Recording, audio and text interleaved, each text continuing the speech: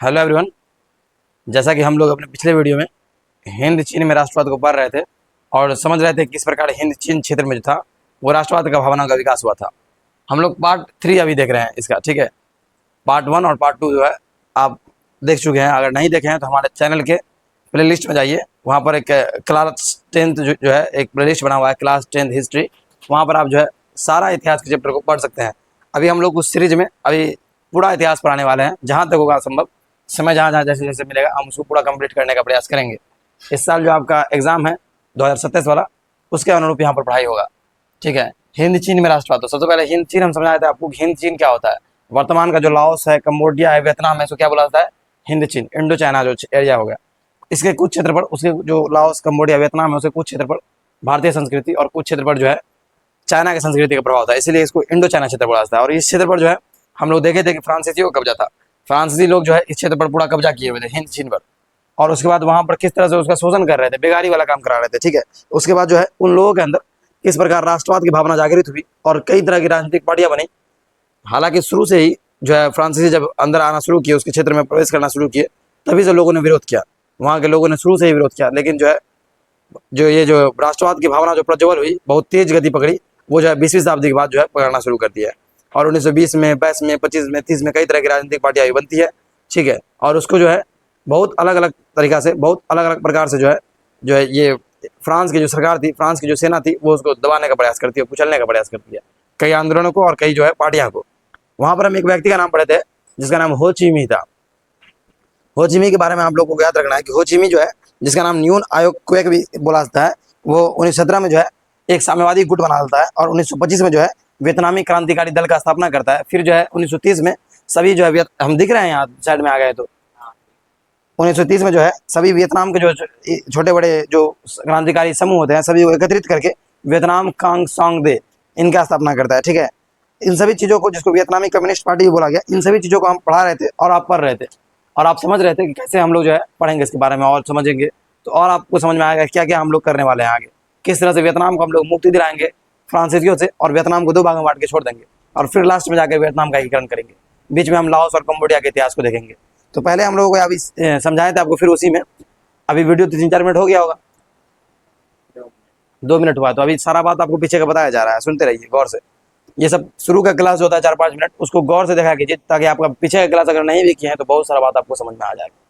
द्वितीय विश्व युद्ध के दौरान जब फ्रांस कमजोर पड़ा तो फ्रांस जर्मनी से जब हार गया तो जर्मनी क्या करता है, जर्मनी वहाँ पर कब्जा करता है फ्रांस पर, और फ्रांस में जो है जर्मन समर्थित सरकार बनती है। और जापान को जो है, जापान जर्मनी संधि करता है और जापान कहाँ घुसता है? हिंद चीन में प्रवेश करता है। और जापान में, या जापान जो है वो जो हिंद चीन में आता है, अब हिंद चीन में जो है डायरेक्टली शासन शुरू होता है 2 तरीका से। प्रशासनिक रूप से किसका? फ्रांस का रहता है, और फिर जो राजनीतिक प्रभुत्व होता है स्टार्टिंग होता है किसका? जापान का होता है, ठीक है। तो इस तरह से 2 लोग जो है जापान और फ्रांस दोनों मिलकर शासन करना शुरू करते हैं। लेकिन जो है द्वितीय विश्व युद्ध में जब आप देखे थे कि अमेरिका जब प्रवेश किया था और अमेरिका जब जापान पे बमबारी करता है, जापान जब कमजोर पड़ता है तो उसको अपनी सेना हर जगह से बुलानी पड़ती है, हर जगह से उसको अपनी सेना मंगानी पड़ती है। और जो है फ्रांसीसी भी यहाँ पर कमजोर, जापानी भी यहाँ पर कमजोर, तो हिंद चीन क्षेत्र में जो है राष्ट्रवाद की भावना, और यही अच्छा मौका रहता है कि वो लोग अपने आप को मुक्ति दिला सके इन सब लोगों से। यहाँ पर जो है 2 सितंबर 1945 को जो वियतनाम कांग सांग दे है, ठीक है, या फिर वियतनामी जो है वियतनामी एक पार्टी था, एक इसमें बढ़ाया था आप लोग को, जो है किसके समर्थन में हुआ था? वियतमी, ठीक ना, वियतनाम स्वतंत्रता लीग, वियतमी जिसका बारे में बताए थे, इसका भी स्थापना जो है कौन किए थे? ये क्या बोलते हैं, हो ची मिन्ह किए थे। और वियतमी के नेतृत्व में, वियतमी के नेतृत्व में, वियतमी, ये एक पार्टी था जिसका नाम देख लो तुम लोग भी, वियतनाम स्वतंत्रता लीग।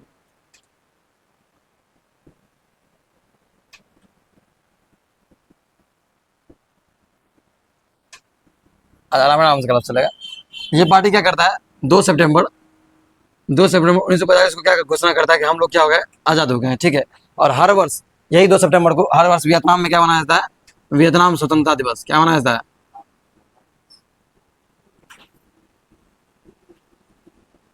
अब इसके पीछे का आपको इतिहास समझ में आया? नहीं आया तो सुनिए एक बार और। द्वितीय विश्व युद्ध जब समाप्त होता है तो वहाँ पर फ्रांस, यहाँ हिंद चीन में से बहुत सारा एरिया निकलता है।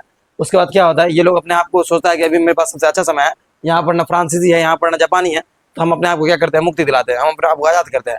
तो वियतनाम स्वतंत्रता लीग के नेतृत्व में 2 सितंबर 1945 को अपने आप को लोग क्या करता है? आज़ाद करने का घोषणा करता है, अपने आप को वो कहता है कि अब हम क्या हो गए हैं, स्वतंत्र हो गए हैं। तो यहाँ पर जो है फिर से जब द्वितीय विश्व युद्ध पूरा समाप्त होता है तो जितने भी देश रहते हैं वो अपने अपने उपनिवेश को समेटने में आ जाते हैं, अपने अपने जो पुराने उपनिवेश थे उसमें फिर से चढ़ाई करना शुरू करते हैं। इसी दौरान फिर कौन आता है, अब हम यहाँ से जो आज का हिस्ट्री बता रहे हैं वो आज का हो गया, ठीक ना।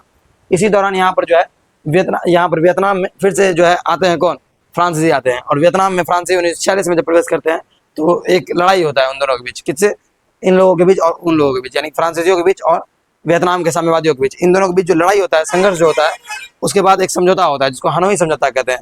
अब फ्रांसीसी इतना मजबूत नहीं है वो डायरेक्ट एकदम प्रत्यक्ष रूप से हिंद चीन में आ जाए और अपना जो है वहाँ पर अपना प्रभाव जमा ले, इतना जो है वो परिपक्व नहीं है, अपना उतना उसके पास पावर नहीं रहा, ठीक है। तो अब वो क्या करेगा, अब वो ये कहेगा कि संधि के द्वारा आने का प्रयास किया जाएगा, ठीक है। तो जब वो आता है और 6 मार्च 1946 को जब ये आता है वहाँ वियतनाम, जब आता है वो लोग वापस द्वितीय विश्व युद्ध खत्म होने के बाद फ्रांसीसी और वियतनाम जो साम्यवादी, ये लोग साम्यवाद को मानने वाले थे, साम्यवादी और उनके बीच क्या होता है, संघर्ष होता है। और संघर्ष होने के बाद समझौता होता है 6 मार्च 1945 को, जिसको हनोई समझौता बोलते हैं। तो आज हम लोगों का टॉपिक जो होगा वो होगा हनोई समझौता।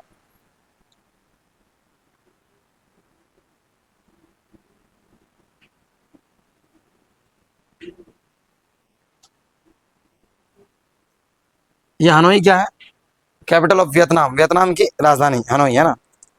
वर्तमान में हनोई वियतनाम की राजधानी है। हनोई समझौता हुआ था मार्च 1946 में। मार्च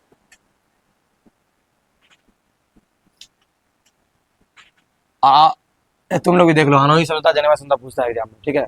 सब ध्यान दो, हनोई समझौता और जेनेवा समझौता ये दोनों से थोड़ा बहुत बेसिक क्वेश्चन, ऑब्जेक्टिव क्वेश्चन भी बनता है, आप लोग भी ध्यान दीजिए। हनोई समझौता का हुआ था मार्च 1946 में और जेनेवा समझौता अगर पूछेगा तो मई 1954 में, ठीक है। उसको भी ध्यान में रखना है। सही बोले ना, जेनेवा समझौता, हाँ ठीक है, मई में ही हुआ होगा। तो हनोई समझौता का डेट भी अगर यहाँ पर दिया हुआ तो आपको डेट भी याद रखना है, कब, 6 मार्च। कब याद रखना है, 6 मार्च 1944 में। ये क्या हुआ था, ये सबसे पहले आपको समझना होता है समझौता के बारे में, डेट। सबसे पहले क्या समझना है, डेट। दूसरा बात समझना है कि किसके किसके बीच हुआ था। तो यहाँ पर क्लियर बात है कि फ्रांस के बीच हुआ होगा और इधर से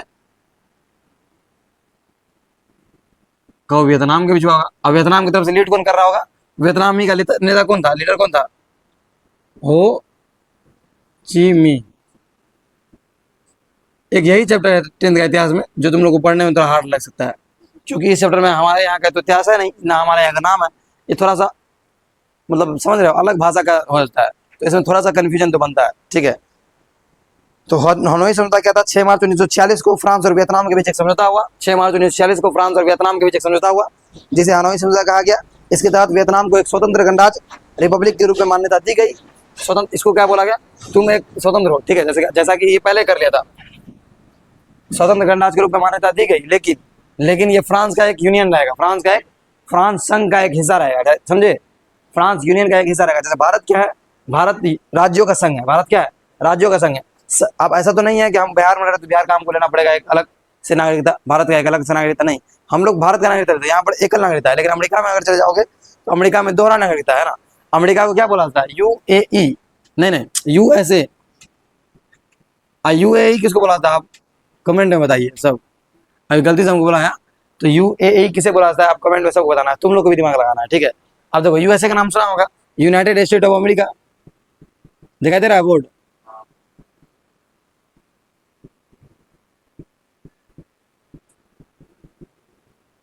जब यूएसए का नाम सुने हो, यूनाइटेड स्टेट ऑफ अमेरिका, यानी इसका मतलब होता है संयुक्त राज्य अमेरिका। ऐसा नाम क्यों है इसका, ये कहता है कि हम राज्यों का संघ है, बहुत सारे जो यूनियन है उसका संघ है हम, ठीक है। अगर तुम अमेरिका में जाओगे तो तुमको एक स्टेट का नागरिकता लेना पड़ेगा, ठीक है। अमेरिका में दोहरी नागरिकता प्रावधान है। कैसा नागरिकता प्रावधान है, दोहरी नागरिकता प्रावधान है, दोहरी नागरिकता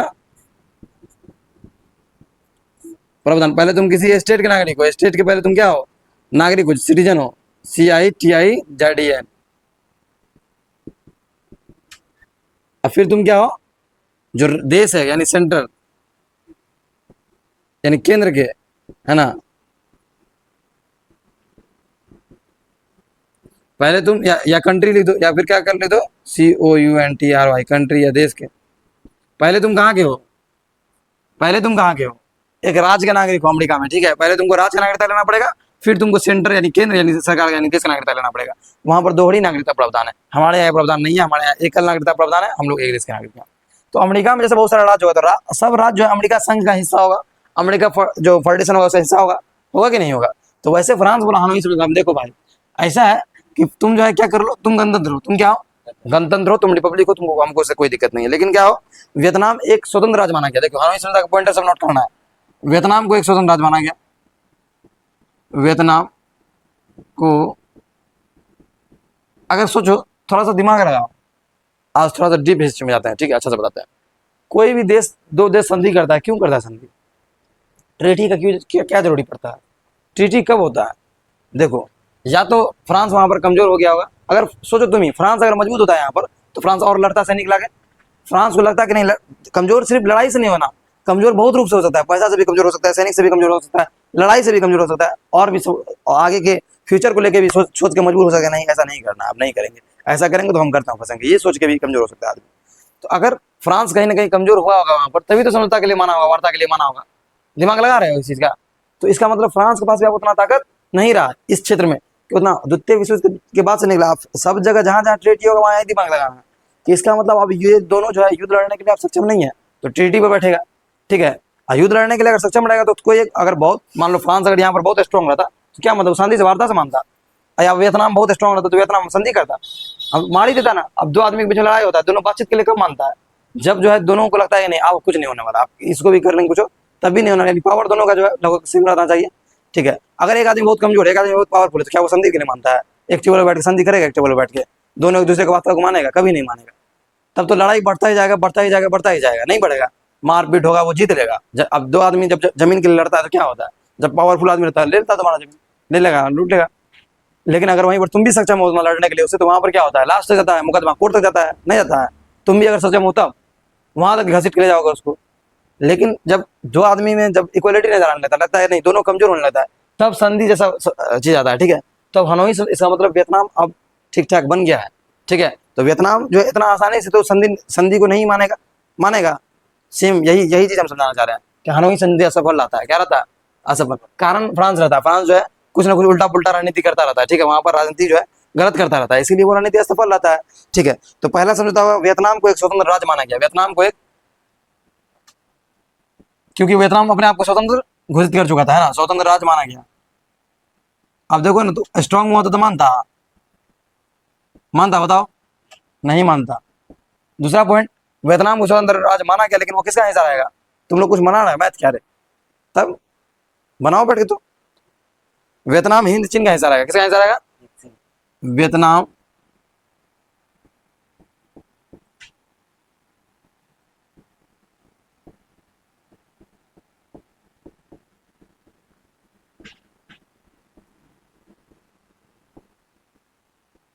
देखो अब इसके पीछे कहानी सुनाते हैं। वियतनाम जो था, वियतनाम एक देश था जो कि पूरा हिंद चीन का, जब मैप आपको बता रहे थे कि पूरा ये हिंद चीन है, ये लाओस कम्बोडिया, उस पूरे क्षेत्र पर लगभग जो किसका कब्जा था? फ्रांस का कब्जा था। तो बोला कि वियतनाम एक अलग कंट्री अभी है ना, उस समय बोला कि तुम अलग कंट्री नहीं बनो भाई, तुम हिंद चीन का ही हिस्सा हो, ये तुम हमेशा याद रखोगे, है ना। और हिंद चीन जो है वो फ्रांसी का संग रहेगा, फ्रांस का जो यूनियन का एक हिस्सा रहेगा, ठीक है। यही सब बात किया गया। अब मिला जुला के वियतनाम को अपने लपेटा में, और उसका अध्यक्ष जो होगा वो कहाँ का होगा? वो फ्रांस का चुनाव हुआ होगा। बस यही बात खराब हो गया, यहीं पर बात खराब हो गया, ठीक है। अब देखो, यह संघ फ्रांसीसी यूनियन के अंतर्गत आएगा, जो यह संघ रहेगा। पहले देखो दूसरा पॉइंट क्या रहा है ना, वियतनाम हिंद चीन का संघ का हिस्सा रहेगा, हिंद चीन का संघ का हिस्सा रहेगा, हिंद चीन। और यह संघ किसका हिस्सा? यह संघ किसके अंतर्गत आएगा? फ्रांसीसी पॉइंटर देखते लिख रहे थे, फ्रांसीसी यूनियन के अंतर्गत आएगा ना, जो फ्रांसीसी यूनियन है कि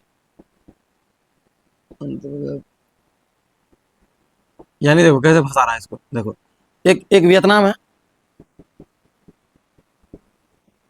वियतनाम कंट्री जो रहेगा वो किसके अंदर में रहेगा?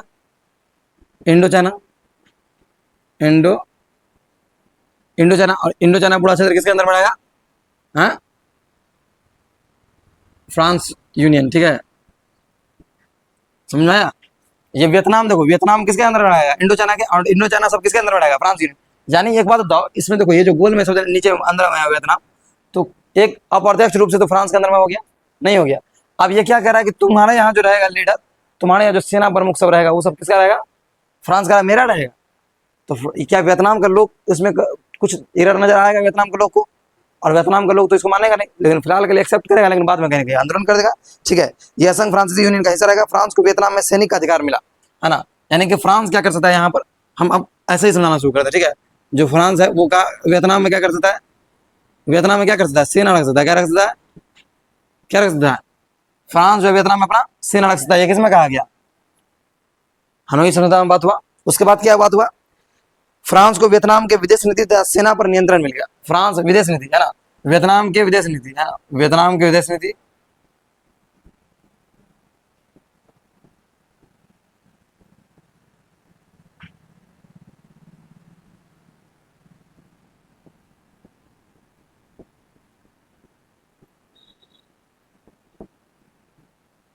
अब यहीं पे तो बात गड़बड़ हो गया। जो विदेश नीति पे तुम, मेरा विदेश नीति पे तुम कब्जा कर ही लिए हो, मेरा तुम सेना पे कब्जा कर लिए, छोड़े कहाँ तुम कुछ भी।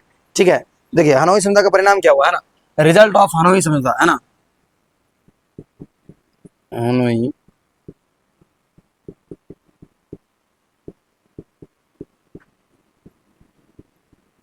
यानी हनोई समझौता हुआ। हनोई समझौता में ढेर सारा बात कहा गया, ये सब बात कहा गया कि वियतनाम को एक स्वतंत्र गणराज्य माना जाए, स्वतंत्र राज्य माना जाए, स्वतंत्र गणराज्य, गणराज्य राज्य। वियतनाम में हिंद चीन का संघ का हिस्सा रहेगा। वियतनाम यह संघ फ्रांस यूनियन के अंतर्गत आएगा। फ्रांस का सेना कहाँ रखा जाएगा? वियतनाम में रखा जाएगा। वियतनाम की विदेश नीति पर सैनिक पर किसका अधिकार होगा?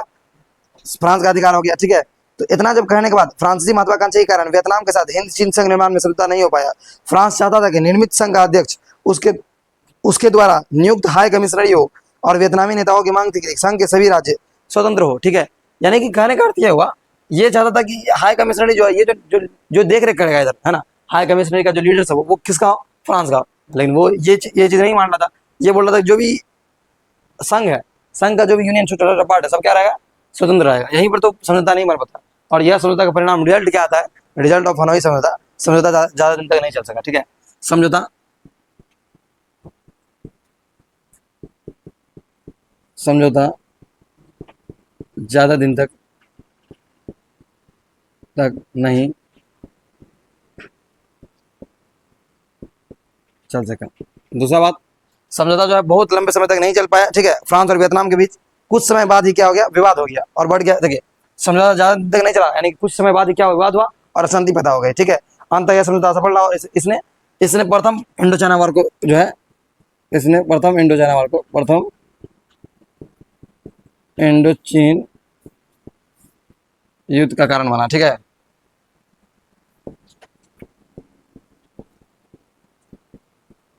अभी देखिए यही समझौता जब असफल हुआ, जब फिर से जब आया वापस, तभी तो इंडो चाइना वार बना। अब अभी तो वार नहीं हुआ, थोड़ा बहुत लड़ाई हुआ, ये ऐसा करके आया वियतनाम। ठीक है, तो यहाँ तक हमको समझना है कि हनोई समझौता क्या था।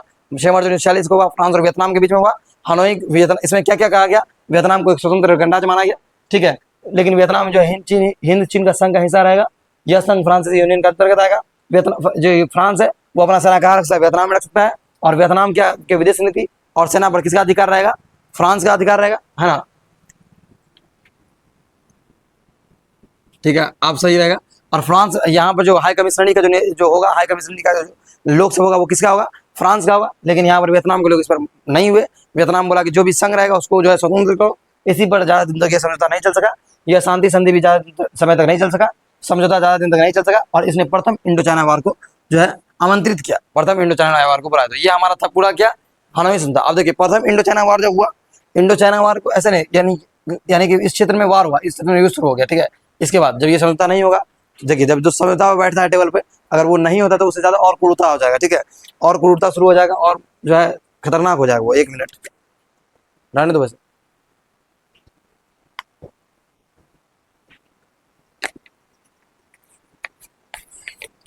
एक चीज आपको और बताएंगे कि वियतनाम, हनोई जो है, हनोई अभी क्या है? हनोई अभी क्या है बताओ तुम लोग। अभी हम शुरू में बताए थे हनोई कहाँ पर है, क्या है, कहाँ पर है और क्या है हनोई, तो बताओ। हनोई जो है, हनोई याद रखना, यहाँ पर लिख, ठीक है। हनोई अभी अभी वर्तमान में वियतनाम की राजधानी है। क्या है? वियतनाम की राजधानी है, और बहुत ही ब्यूटीफुल प्लेस है वियतनाम। ठीक है, बहुत ही अच्छा कंट्री है वियतनाम। और तुमको बता दें कि भारतीय करेंसी का वहाँ वैल्यू ठीक ठाक है, ज़्यादा है, ये चीज़ ध्यान में रखना। अब देखो, अब रूस जब इतना सब कुछ होता है तो ये तो 46 में हो रहा है। अब देखो इसको स्वतंत्र तो यही माना, उसके बाद थोड़ा बहुत जो इंडो चाइना वार को आमंत्रित किया, लेकिन इंडो चाइना वार करवाएंगे बाद में। अब इसके बाद क्या होता है कि रूस क्या करता है, रूस इसको और चीन इसको दोनों इसको साम्यवादी देश मान लेता है। क्या मान लेता है?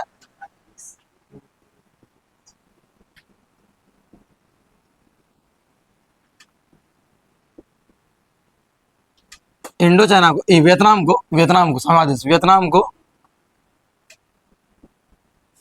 वियतनाम अपना आदर्श किसको मानता है? चाइना को मानता है। देखिए पहले थोड़ा सा आपको बता देते हैं, ठीक है। ये देखो फ्रांसीस क्या लिखा हुआ पहले पढ़ लेते हैं, ठीक है। ये सब पढ़ने के बाद देखो कोचिन चिन का अगर बात आएगा, कोचिन चिन का, तो कोचिन चिन को किसा देखो करता क्या है लोग, इसका खड़ा होने का और भी रीजन रहता है। आप उसको जो है ना उसमें एक इसमें टॉपिक बना दे रहा है हरोई समझौता का, काट के कितना मिनट का वीडियो बनाया? हाँ 20 मिनट का वीडियो बनाया।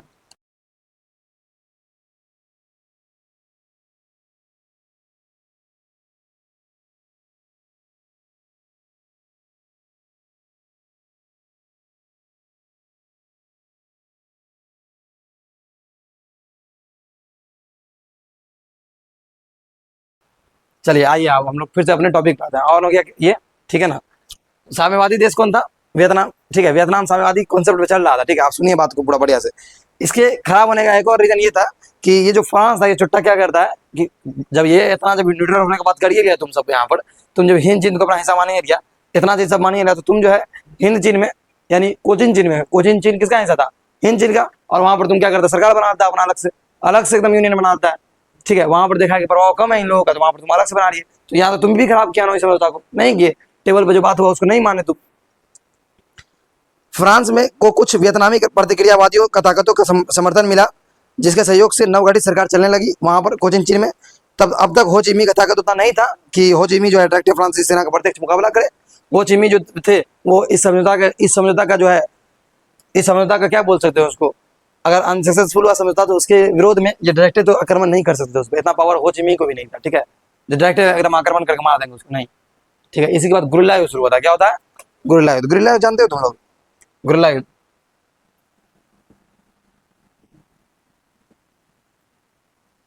दूसरा गुरिल्ला युद्ध जानता है? देखो गुरिल्ला युद्ध क्या होता है, छुप के आएगा, छुपा युद्ध कहते हैं। क्या बोलते हैं? छुपा हुआ। निकला, जैसे तुम अभी मुड़ी निकाल दिया पराठा है तो फिर तुम मुड़ी घुसाल तुरंत तुरंत, ठीक है, उधर बैत बनाने लगता है, तो वही हुआ, ठीक ना। आएगा निकल के जंगल से, मारेगा, भाग जाएगा फिर जंगल में, है ना। छुप के मारेगा, भाग जाएगा, ठीक है। इसी को क्या बोलते हैं? गुरिल्ला युद्ध। इसमें क्या होगा, जो गुरिल्ला लोग होगा उसका क्षति कम होगा, नहीं होगा कम, क्षति कम होगा, क्योंकि छुप के पहले से आक्रमण रणनीति बना के मारता है वो, ठीक है। कोई जा रहा रास्ता जंगल से तो उसको मार दिया, जैसे जा रहा है रास्ता पर से, ठीक है। समझ रहे हो बात को तुम लोग, तुम ऑनलाइन वाला भी सब। कोई जा रहा है रास्ता पर से, ठीक है, मतलब कोई नहीं जिसको मारना होता टारगेटेड को, जैसे सैनिक जा रहा था फ्रांसीसी, जा रहा है रास्ता पर से, जंगल से उसका रास्ता है, तो देख लिया वो लोग, मारा वो सबको, तुरंत कहाँ भाग गया? जंगल में वापस रिटर्न। उसको तो पता है जंगल का पूरा टेक्निक कैसे भागना है, लेकिन जो व्यक्ति उसको पता है, जो उसमें सैनिक उसको पता है, नहीं पता है, तो वहां पर तो वो लोग हारेगा। तो ये लोग गुरिल्ला युद्ध करना शुरू कर दिया, ठीक है। क्या युद्ध करना शुरू कर दिया? गुरिल्ला युद्ध, ठीक है। अब यहाँ पर गुरिल्ला युद्ध शुरू होगा। डायरेक्ट तो लड़िए ना है, जो डायरेक्ट है ये सब तो इतना पावर है ना कि डायरेक्ट लड़ेगा फ्रांस से, क्योंकि फ्रांस अब वो समर्थन प्राप्त है किसका? ब्रिटेन का, अमेरिका का। अभी और बहुत कॉन्सेप्ट है, चैप्टर अपने आप में पेचीदा है, ठीक है। इस चैप्टर में देखो, इस चैप्टर में साम्यवाद का बात हो रहा है। साम्यवाद तुमको पहले बताया है, साम्यवादी देश रूस था, रूस इसका साथ देगा, चाइना इसका साथ देगा। अरे उसमें साथ हटाओ, गिर जाएगा, हिला दे तुम कैमरा को, चल पीछे जाओ, पीछे देखो। गुरिल्ला युद्ध का लाभ उठाते हुए फ्रांस ने पेरिस में बाओदाई को बुलाकर वियतनाम का शासक बना दिया। अब बताइए सबसे पहले बाओदाई को भगा, बाओदाई कौन था?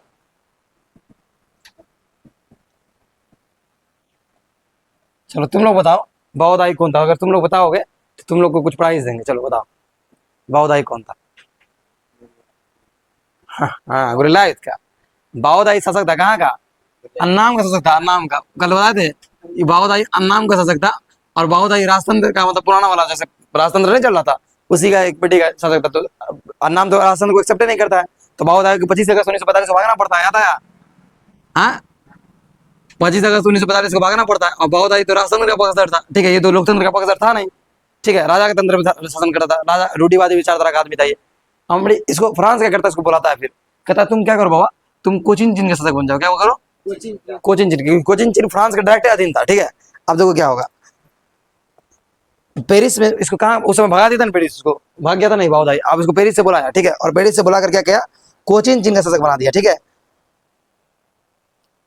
देखो पेरिस से बुलाकर वियतनाम का शासक बना दिया, क्योंकि फ्रांस को उम्मीद थी कि कम्युनिस्ट पार्टी वियतनाम बाओदाई का समर्थन करेगी, यानी वियतनाम का शासक बना रहा है इसको, लेकिन क्या लग रहा था क्या कि बाओदाई का समर्थन करेगा, ठीक है। चूंकि फ्रांस को उम्मीद थी कि कम्युनिस्ट विरोधी, जो कम्युनिस्ट के विरोध वाले लोग थे, वो क्या करेंगे, बाओदाई का समर्थन करेंगे। अब तक पूरा विश्व दो खेमे में बढ़ चुका था। देखो अब यहाँ पर एक और हिस्ट्री समझने वाला, बाओदाई का समर्थन कौन करता, जो लोग साम्यवाद का समर्थन नहीं कर रहा है फ्रांस, वही नहीं करता। जो लोग साम्यवाद को, कम्युनिस्ट को, कम्युनिज्म को समझ रहे हो, या फिर साम्यवाद साम्यवाद समाजवाद कम्युनिज्म, ठीक है ना, सोशलिज्म, इन सबको सपोर्ट जो नहीं करता वो लोग समर्थन करता, जो उनका विरोधी था, जो हो चिमी का विरोधी था, समझे। तो उसको ऐसा लगा कि वो करेगा, लेकिन वहां पर तो उल्टा हो गया, ठीक ना। यहाँ पर लिखा हुआ है उस समय पूरा विश्व जो था, तुमको पता होगा 1945 का दौर जो चल रहा था, जब सोवियत संघ वाला बढ़ा रहे थे, तो पूरा विश्व दो खामे में बटा था। हाँ, पूरा विश्व जो है कितना विचारधारा के अकॉर्डिंग दो खामे में बटा होता, ठीक है। साम्यवादी क्या था, और तुम कहोगे पूंजीवादी, क्या कहोगे। भारत न्यूट्रल था। भारत क्या था, भारत जैसा जैसा कई देश था जो क्या था, न्यूट्रल था, पीछे में था, ठीक है ना, साम्यवादी को सपोर्ट करता है ना। हमारे प्रथम प्राइम मिनिस्टर पता है तुम लोग कौन थे, हमारे देश के प्रथम प्राइम मिनिस्टर कौन थे, who is the first prime minister of our country, prime minister पता है। हाँ, पंडित, सही तो बोला, तुम लोग कहीं नहीं बोला थे। हाँ, हमारे देश के प्रथम प्रधानमंत्री कौन थे, पीटी नेहरू, यानी पंडित जवाहरलाल नेहरू, ठीक है। हमारा क्वेश्चन ये नहीं था, ठीक है। फॉरेन मिनिस्टर कौन थे हमारे देश के, भारत के प्रथम विदेश मंत्री कौन थे हमारे देश के, ये बताओ। क्लू तो हम दे दिए तुम लोग को, पीटी नेहरू। कौन थे, पंडित जवाहरलाल नेहरू कौन थे, हमारे देश के प्रथम प्राइम मिनिस्टर थे पंडित जवाहरलाल नेहरू। और जब देश को आज़ादी मिले, लेकिन सही है, मतलब कोई दिक्कत है, पीटी नेहरू जब पहले प्राइम मिनिस्टर बने, ये विदेश मंत्री भी बने, प्राइम मिनिस्टर तो बने ही बने, और विदेश मंत्रालय को भी संभाले, तो इनका विदेश नीति बहुत अच्छा था, ठीक है। इनका विदेश नीति अच्छा होने के कारण ये न्यूट्रल है, न ये साम्यवाद की तरफ गए। और याद रखना, हमारे देश को आज़ादी कब मिला था, 1947 में, और साम्यवाद इस सबका चरम पर था अपने उस समय, ठीक है, चल रहा था साम्यवाद के कॉन्सेप्ट वगैरह। तो उस समय जो है हमारे देश के जो प्रधानमंत्री थे, जो विदेश मंत्री भी थे, वो न्यूट्रल है, ठीक है ना। हमारा देश अभी भी वर्तमान समय में ना पूंजीवाद का समर्थक है और ना साम्यवाद का समर्थक है। हमारे देश में अर्थव्यवस्था भी चलता है तो मिश्रित अर्थव्यवस्था चलता है। हमारा देश जो है न पूंजीवादी विचारधारा का देश है और न साम्यवादी विचारधारा का देश है। हमारा देश एक न्यूट्रल विचारधारा का देश है, बीच में है ना हम इनके साथ है ना हम उनके साथ है, ठीक है। समय आने पर हम लोग उस हिसाब से काम करते हैं, ठीक है ना। हमारे देश में अगर साम्यवादी विचारधारा का रहता तो सारा कुछ हो रहा था साम्यवादी वाला, सारा कुछ गवर्नमेंटल बॉडी रहता ना। या पूंजीवादी विचारधारा का रहता तो गवर्नमेंट का कुछ नहीं होता ना। वहां पर पूंजी को बढ़ावा दिया था, लाभ कमाने के उद्देश्य से बहुत सारा काम किया था, लेकिन ऐसा होता है। सरकारी स्कूल्स है ना हमारे देश में, सरकारी हॉस्पिटल्स है ना, प्राइवेट हॉस्पिटल्स है ना, प्राइवेट स्कूल्स है ना, तो ये सब चीज है, ठीक है। तो विश्व जो है दो खेमे में बढ़ गया, एक साम्यवाद। अब तुम देखना साम्यवाद का सबसे बड़ा समर्थक कौन बना था, रूस। और रूस में भी कौन, रूस, USSR, United Soviet socialist Republic, United Soviet socialist Republic, USSR, है ना, ये बना था। और जो है, और ये कब तक रहा साम्यवाद का प्रबल समर्थक, 1991 तक। 1991 में तो टूट गया, यूएसएसआर का विघटन हो गया, सोवियत संघ इसको बोलते हैं। तो सोवियत रूस बोला था, क्या बोला था इसको, सोवियत रूस। अब तो रूस बोलना है, पहले क्या बोला था इसको। ये था समर्थक किसका, साम्यवादी विचारधारा का। अब आ जाओ अपना इस पर, अमेरिका, जिसका क्या नाम है, USA, United state of America, ठीक है। अब ये किस विचारधारा पर था, पूंजीवादी। और इनका जब 1991 में जब ये उस कॉन्सेप्ट को ही खत्म कर दिया अपने देश से, तो 1991 के बाद तो ये नहीं चलेगा। अमेरिका और रूस के बीच जो इस विचारधारा को लेकर मतभेद चला 1946-47 से लेकर, जो उस द्वितीय विश्व युद्ध की समाप्ति से लेकर जो उस समय तक, क्या बोलते हैं उसको, 1991 तक, इसी मतभेद को शीत युद्ध कहा गया। क्या बोला गया, शीत युद्ध। क्या बोला गया, शीत युद्ध, कोल्ड वार, कोल्ड वार। ये किसके बीच चला, किसके, साम्यवादी और पूंजीवादी देशों के बीच जो वैचारिक मतभेद था। ये कोई लड़ाई नहीं था, इसमें बम कोई नहीं फेंक रहा था, ठीक ना। एक लड़ाई वड़ाई नहीं था, ये वैचारिक मतभेद था दो देशों के बीच। तो अब हमको समझना है क्या कि रूस और जो है, रूस और चीन, इसको क्या देखो, अगर तुम्हारे ग्रुप का कोई बंदा जो सरकारी स्कूल जाते हो, ठीक है, लड़ाई होगा, ठीक है, तुम्हारे ग्रुप का एक लड़का रहा, एक किसी और कोचिंग के ग्रुप का कोई लड़का रहा, तो लड़ाई अगर हुआ तुम किसके को साथ दोगे, बताओ तो। तुम्हारे कोचिंग का जो लड़का रहेगा उसका साथ दोगे, स्वाभाविक है, होगा कि नहीं। तुम उस लड़का के साथ तो नहीं दोगे जो तुम्हारे कोचिंग का नहीं है, दोगे तुम, दोगे तो गद्दार होगे तुम, दोगे रे। कहता है मुड़ी हिलाता है, हाँ तुम हिला, मुड़ी हिला रहा है चुट्टा ने, तो तुम उसका साथ दे देगा गधा। तो तुमको इसको मार लेगा जिस दिन, तो उस दिन तुम उसका करना छोड़ देना इसको, ठीक है। देखो है क्या कि तुम्हारे स्कूल का कोई रहता है या तुम्हारे ग्रुप का कोई बच्चा रहता है, वो लड़ रहा है, और उसी ग्रुप का कोई लड़का वो लड़ रहा है, तो तुमको अपने ग्रुप के बच्चा के साथ क्या होता है, तुम्हारा संवेदना जाता है ना। तुम लड़ने वाले नहीं हो, लेकिन फिर भी तुम उसका साथ दोगे वहां पर, ठीक है। तो यहीं पर सेम बात होता है, ठीक है। वियतनाम कहता है कि हम चीन के आदर्श पर चल रहे हैं, और चीन एक साम्यवादी देश, ठीक है। अब देखो चीन एक साम्यवादी देश है, फिर भी चीन, अमेरिका क्या करेगा, अमेरिका इतना हस्तक्षेप करेगा इस जगह पर कि चीन को और रूस को एक दूसरे के सामने ले आएगा। अमेरिका तो नहीं कुछ कर पाएगा, लेकिन ये कर लेगा, ठीक है ना। साम्यवादी देश को, दो को साम्यवादी देश को एक दूसरे के सामने। अमेरिका उस समय कट्टर था कि नहीं, साम्यवादी कोई नया देश अगर बन रहा तो वो साम्यवाद का समर्थक ना हो, ठीक है ना। पूंजीवादी को, अर्थव्यवस्था को अपना, पूंजीवादी विचारधारा को अपना, ठीक है, ये बात मान रहा था वो, ये सोच रहा था, उसका सोच यही था। होता क्या है कि रूस और देखो ये तो कहता है क्या, होचे में क्या कहता है, हम अपना चीन को आदर्श मानते हैं, और चीन को आदर्श मानते हुए हम अपने आप को एक स्वतंत्र जो है साम्यवादी देश मानते हैं। तो उसके बोलने से तो नहीं हो जाएगा, हमारे बोलने से हम आजाद नहीं हो जाएगा। अब भारत को आजादी मिला 1947 में, ऐसे तो नहीं मिला, सब जगह आप सर्टिफिकेटेड पे है कि भारत को आजादी 1947 मिला, 15 अगस्त 1947 में, यूएनओ पे सर्टिफिकेटेड है। समझ रहे हो बात तुम लोग, ऑनलाइन वाला समझ रहा है, तुम लोग भी समझो, ठीक ना, सब समझ रहे हो। देखो यहाँ पर समझना हम लोग को ये है कि वियतनाम को एक स्वतंत्र, एक साम्यवादी देश कब माना गया, वियतनाम को एक साम्यवादी देश जो है कब माना गया, चीन और रूस द्वारा, चीन और रूस द्वारा, रूस द्वारा 1950 में। कब माना गया, 1950 में। वियतनाम क्या माना गया, क्या माना गया, अब माना गया कि वियतनाम क्या है, साम्यवादी देश है। वियतनाम क्या है, साम्यवादी, टाइम देखना बहुत थोड़ा, वियतनाम क्या है, साम्यवादी देश, ठीक है। अब उसके बाद हम लोग एकदम सीधे आ जाएंगे आगे, है ना। फ्रांस में बाओदाई ने सन 1949 में पेरिस से बुलाकर वियतनाम का, अब तुमसे पूछेगा बाओदाई को जो है कहाँ बुलाएगा, बाओदाई को वापस कहाँ बुलाएगा, यहाँ पर पढ़ा था तुमको बाओदाई वाला, ठीक है। बाओदाई कहाँ था, है उसका नाम कैसा था, पहले पेरिस में था, कहाँ था, पेरिस से बोला क्या, वियतनाम का बना दिया, क्या कौन बनाया, फ्रांस बनाया, ये हाँ फ्रांस बनाया, ठीक ना। तो यहाँ पर लिखा हुआ है फ्रांस 1949 में पेरिस से बुलाकर वियतनाम, विशेषकर वियतनाम, बुरा वियतनाम ना लाकर बैठाया, इसको कहाँ पर, कोचिन चीन कहाँ बैठाया, डर नहीं होता है वो चिमी का लोग को, हाँ कि बाओदाई को लगे यहाँ बैठाता है, मार के भगाता है इसको, इसलिए कहाँ बोला क्या कि आप ये बाओदाई पूरा वियतनाम का शासक है, लेकिन था कहाँ का, विशेषकर कोचिन चीन का, ठीक है। ये हुआ कब, ये कौन कर रहा है, कौन कर रहा है, फ्रांस क्या क्या बाओदाई क्या कर दिया, शासक बना दिया किसका, कब हुआ ये घटना, 1949 में।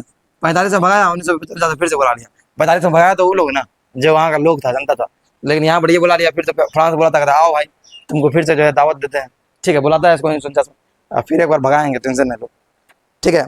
तो इसको इधर लाके बैठाता है। अब कोचिन चीन वाला हो गया कहानी, ये वाला कहानी हो गया। वियतनाम को कब एक साम्यवादी देश के रूप में मान्यता मिला, 1950 में। अब देखो यहाँ पर फिर अब मैटर दूसरा हो जाएगा, एकदम रुख चेंज हो जाएगा। अब क्या हो जाएगा, वियतनाम को यहाँ पर समर्थन मिलेगा, जब जैसे ही समर्थन मिलेगा वियतनाम को इसका साथ भी मिलेगा, दोनों का, ठीक है। वियतनाम के एकीकरण में, वियतनाम के राष्ट्रीय आंदोलन में किसका साथ मिलेगा, चीन और रूस का। यहाँ पर अमेरिका चिढ़ जाएगा, अमेरिका चिढ़ जाएगा, और अमेरिका भी इसमें हस्तक्षेप का नीति अपनाएगा, ठीक है, अमेरिका भी आ जाएगा, ठीक है। अब देखो सुनते रहो एकदम गौर से, घिस देते हैं आप। एक इसके बाद एक वॉर होता है, क्या एक वॉर होता है, दिएन वेन फूसू में, दिएन बियन फू, एक वॉर तुम लोग याद रखना है, दिएन बियन फू का युद्ध। ये युद्ध जो है कब हुआ, ये युद्ध कब हुआ बताओ, 1900, फिर से बताओ, ये यही तो था इंडो चाइना वॉर, 1954 में। किसे किसे बीच हुआ,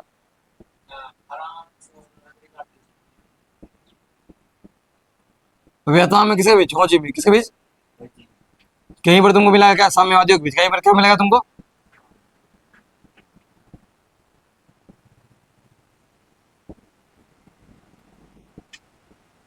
फ्रांस और साम्यवादियों के बीच जो ये वार हुआ, दिएन बुएन फूसू एक जगह है जो वियतनाम में पड़ता है, कहाँ पड़ता है, वियतनाम के दक्षिण साइड में पड़ता है। एक एरिया है, एक जगह का नाम है यहाँ से यहाँ तक, ठीक है, जो कहाँ पड़ता है, कहाँ पड़ता है बताओ। अब तुमको याद होना चाहिए कि वियतनाम में अपना सेना रख चुका है कौन, किस समय तक अपना सेना लेके चला आया था, सेना तो है उसके पास, किस समय तक, हनोई से तक था। अब देखो जब ये लड़ाई हुआ 1954 में, तो लड़ाई में जो ना यहाँ उल्टा हो गया, क्योंकि तुमको पता होना चाहिए कि आप थोड़ा सा स्ट्रांग होगा, भीतरी रूप से कौन समर्थन कर दिया उसका, रूस और चीन कर रहा होगा कुछ ना कुछ समर्थन, अरे पैसे भेज रहा है, बम में बारूद भेज रहा है, रसदे भेज रहा है, कुछ भी भेज रहा है। देखो यहाँ दिएन बियन फुसू का जब युद्ध हुआ तो इसमें हार गया कौन, बताया तुम लोग को? कौन हारा? फ्रांस। यहाँ पर बड़ा खुशी मिला, ठीक है, जो चैप्टर पढ़ रहा है, चैप्टर में घुसा उसको मजा आ गया, वियतनाम जीत गया। साम्यवाद वाला जो लोग था, जो इतना दिन से संघर्ष कर रहा था, वो जीता, ठीक है। देखो उत्तरी वियतनाम, देखो उसके बाद यह युद्ध 1954 में वियतनाम के साम्यवादी राष्ट्रवादी नेता हो ची मिन्ह के नेतृत्व में फ्रांसीसी सेना के बीच भी यह प्रथम इंडो चाइना वार था। क्या था ये क्या था? प्रथम, याद देखो बोले ना इंडो चाइना वार होगा, हुआ ना 54 में इंडो चीन युद्ध। फिर इंडो चीन मतलब युद्ध की मतलब क्या? इंडो चीन क्षेत्र में जो युद्ध हुआ पहली बार, किससे? फ्रांस। पहली बार मतलब पहली बार इस रूप में, ठीक है। उससे पहले संघर्ष हुआ बहुत सारा, युद्ध भी बहुत सारा, मतलब संघर्ष मतलब युद्ध, समझ रहे हो ना सब कुछ। तो प्रथम इंडो चाइना युद्ध इसको माना गया। वियन वुएन फुसू का युद्ध 1954 में हुआ। इसमें देखो, इसमें अभी भी इतना सक्षम नहीं है कि फ्रांस पूरा फ्रांस को भगा ही दे, ठीक है, क्योंकि फ्रांस को भी समर्थन पड़ा हुआ है अमेरिका का, जब ब्रिटेन का, पूंजीवादी देशों का क्या है, समर्थन पड़ा था, तो उतना आसानी से तो नहीं भगा देगा, ठीक ना। देखो इस युद्ध में 1600 फ्रांसीसी सैनिक, एक मिनट देखो इसका डाटा कहीं गलत तो नहीं है, हाँ किताब के अनुसार देखना है, आप दिया हुआ है इसमें, क्या नहीं दिया हुआ है क्या? 1949 में हो ची मिन्ह ने खुले तौर पर चीनी गणराज्य को अपना आदर्श स्वीकार कर लिया, ठीक है, चलो ये भी ठीक है, दिए हाँ 1600 दिया हुआ है, ठीक ना, इकाई 1000 10,000 16,000 है ना। इस युद्ध में क्या हुआ? 16,000 सैनिक, 16,000 सैनिक कहाँ के, पता है तुम लोग को? फ्रांस के 16,000 सैनिक को आत्मसमर्पण करना पड़ा। क्या करना पड़ा? आत्मसमर्पण समझते हो? घुटना टेकना नहीं हुआ, आत्मसमर्पण करना, ये अपने आप में इन लोगों के लिए बहुत बड़ी जीत थी, समझे। तो आत्मसमर्पण करना पड़ा। और दिएन वियन फुसू साम्यवादी का, यानी इस ये जो जगह था, जो वियतनाम में जो दक्षिण क्षेत्र में जगह था, इस पर किसका अधिकार होगा? किसका अधिकार होगा? जो जीता उसका अधिकार होगा, ठीक है। इसके बाद जो है अमेरिका आता है, क्या आता है? अमेरिका। अब सुनो इसके बाद, अमेरिका जो अब तक फ्रांस का समर्थन कर रहा था ने हिंद चीन में हस्तक्षेप की नीति अपनाई। क्यों? ये इसको थोड़ा सा खराब लगा। क्या खराब लगा? हिंद यानी साम्यवादी प्रकोप बढ़ रहा है, साम्यवादी जीत रहा है, अपना क्षेत्र को अपना कब्जा में कर रहा है, रूस जापान रूस चीन का साथ दे रहा है, तो अमेरिका हस्तक्षेप करता है। क्या करता है? अमेरिका। अब क्यों हस्तक्षेप किया पता है तुमको? क्यों? क्योंकि अमेरिका एक पूंजीवादी अर्थव्यवस्था वाला देश था, वो नहीं चाहता था कि कोई नया देश क्या बने, साम्यवादी बने, ठीक है, और साम्यवादी विचारधारा बने, यानी रूस का ऑपोजिट काम कर रहा था। क्योंकि कोल्ड वॉर तो पहले चल रहा है इन लोगों के बीच, चल रहा है ना, द्वंद्व तो पहले से। अब तुम्हारे देखो होता है ऐसा, समाज में भी तुम लोग देखे होगा ऐसा, है ना, होता है ना, दो विरोधी रहेगा बहुत तगड़ा वाला, और कोई विरोधी अगर उसका साथ दे रहा है, उसका ऑपोजिट उसका साथ देना शुरू कर देगा, नहीं कर देना शुरू करता है, होता है ऐसा। आईपीएल मैच देखते हो? आईपीएल उसमें देखते हो, हराने के लिए समर्थन करने लगता है एक दूसरे का, करता है ना रे, तो वैसे एकदम से। अब देखो अमेरिका जो अब तक फ्रांस में का समर्थन कर रहा था, अब तक किसका समर्थन कर रहा था? फ्रांस का, ठीक है। अब वो हिंद चीन में कहेगा नहीं, समर्थन से काम नहीं चलने वाला, हम जाएंगे, हस्तक्षेप करेंगे, उससे सारे मैटर में घुसेंगे हम, ठीक है। अगर होगा तो युद्ध भी। अब यहाँ से तुम अमेरिका के बारे में पढ़ोगे, अमेरिका के बारे में ऐसा ऐसा इतिहास पढ़ोगे यहाँ से, जहाँ से तुम अमेरिका पर थूकोगे, ठीक है। उस समय अमेरिका के ऊपर पूरा दुनिया थूका, यहाँ तक कि अमेरिका के लोग, अमेरिका के नागरिक अमेरिका पर थूके थे, और बोले थे कि अमेरिका जो कर रहा है ये बिल्कुल गलत कर रहा है। अमेरिका जो सरकार को जो उस समय की, वो बिल्कुल गलत, उस समय के अकॉर्डिंग का बात कर रहे हैं। उस समय जो जो चीज अमेरिका हिंद चीन के क्षेत्रों में की, अमेरिका जहर की बारिश करवाई, 40 एकड़ खेत जो है खराब कर दे रहा है, बड़का लोगों को जो है एकदम खाली करवा दिया, ऐसा ऐसा काम किया अमेरिका उस क्षेत्र में, जिसका जवाब नहीं। इतिहास पढ़ोगे समझ में आएगा, मायली गांव की घटना पढ़ना तब समझ में आएगा उसमें अमेरिका के बारे में, अमेरिका जैसा क्रूरता जिस तरह से काम की, ठीक है। अब देखो अमेरिका भी हस्तक्षेप की नीति को अपनाई थी, और साम्यवादियों के विरुद्ध जो है उसने इसकी घोषणा भी कर दिया ना। वो बोला कि हम जो है इस चीज से घोषणा करते हैं कि हम इस क्षेत्र में आएंगे, हम भी अब थोड़ा सा हस्तक्षेप करेंगे। ऐसा नहीं हुआ, मतलब वो साथ देना शुरू करता है, कुछ कुछ अलग तरीके से अलग अलग एक्टिविटी करना है क्षेत्र में शुरू करता है। टाइम ने बताया तुमको, ठीक है। चूंकि रूस का एक पक्ष पहले से समर्थन कर रहा था, रूस तो पहले समर्थन कर रहा था किसका? वियतनाम का। अमेरिका को लगेगा ही चलेगा उसका, ठीक है। ऐसा लग रहा था उस समय कि जब अमेरिका ऐसा साथ दे रहा है, रूस उसका साथ दे रहा है, पूरा दुनिया को ऐसा लग रहा था कहीं तृतीय युद्ध तो शुरू नहीं हो गया, तीसरा वार तो शुरू नहीं हो गया। कितना मिनट वीडियो बन गया, ठीक है। अच्छा पढ़ाने दो। मई इन्हीं परिस्थितियों में मई 1954 में हिंद चीन समस्या पर वार्ता के लिए सम्मेलन बुलाया गया, जैसे जेनेवा समझौता कहा गया, ठीक है। जेनेवा समझौता पूरे वियतनाम को दो हिस्सा में बांटा था, ठीक है। अब देखो तुम लोग को पढ़ना है क्या? जेनेवा समझौता है ना।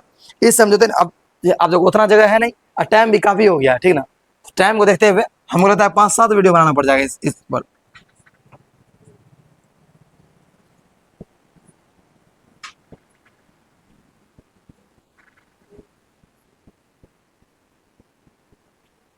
कब? मई 1954, ठीक है। एक ही बोर्ड पढ़ो, अच्छा से पढ़ो, मन लगा के पढ़ो, इतना ही पढ़ो, ठीक है।